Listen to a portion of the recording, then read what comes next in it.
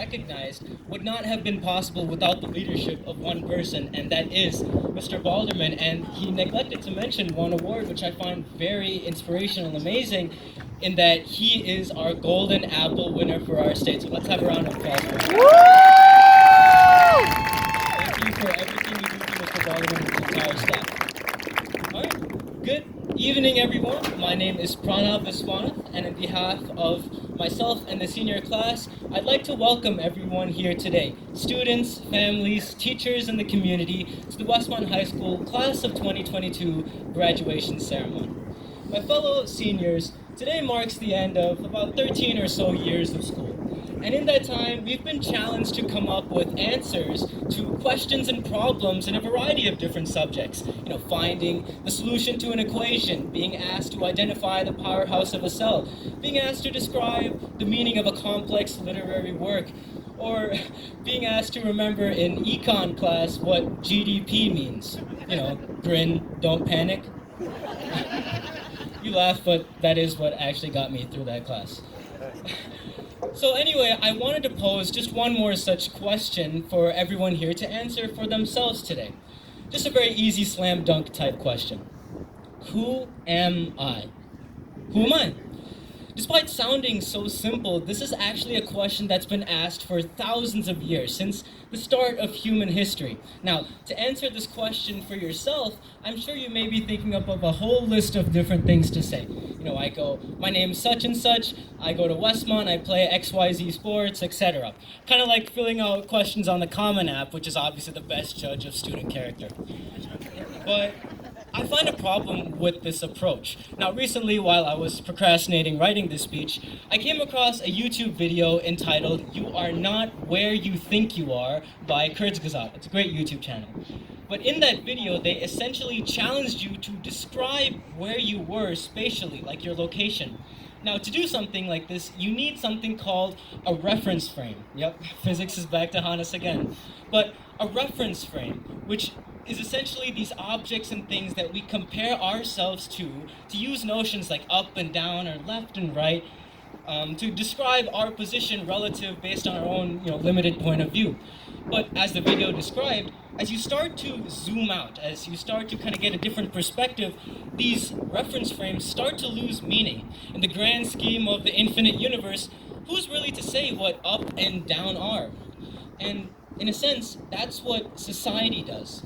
We create these reference frames, these subjective ideals of good and bad, smart and dumb, strong and weak, and we adopt those on ourselves and force them on each other our entire life.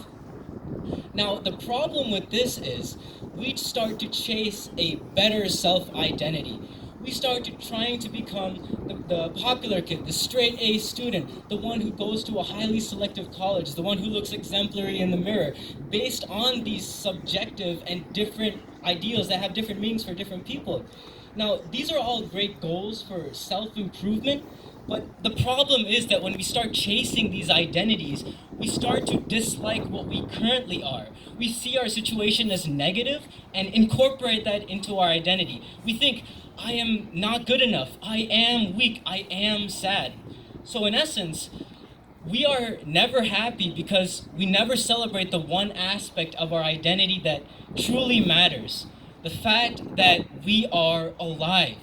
The fact that we are alive and conscious and aware of this beautiful world around us. The fact that we even have the ability to love, cherish, create, learn, give, and play with one another. The thing is that everything in life is worth it because of our existence. The fact is that what's the point of money if there's no one around us to spend it? What's the point of love and friendship if there's no one to love and be loved? So in essence, it's not like we're trying to figure out the meaning of life.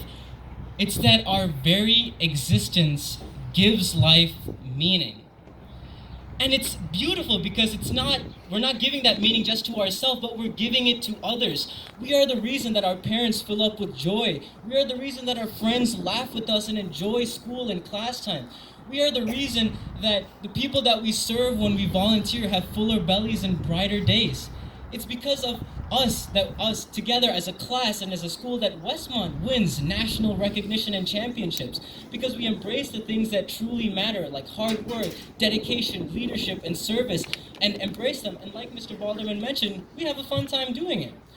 So in essence, to answer that AP Life free response question of who I am, I would answer that I am that existence which is lucky to be the son of two loving parents, who is lucky to be a big brother to two adoring siblings, to be a student of some amazing teachers, to be a part of this class, and as a citizen of the world.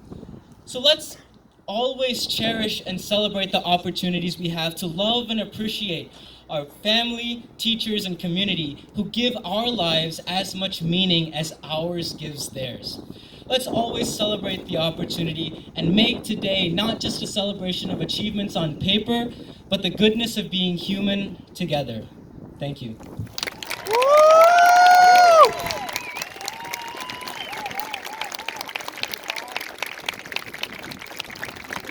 Thank you, Pranav.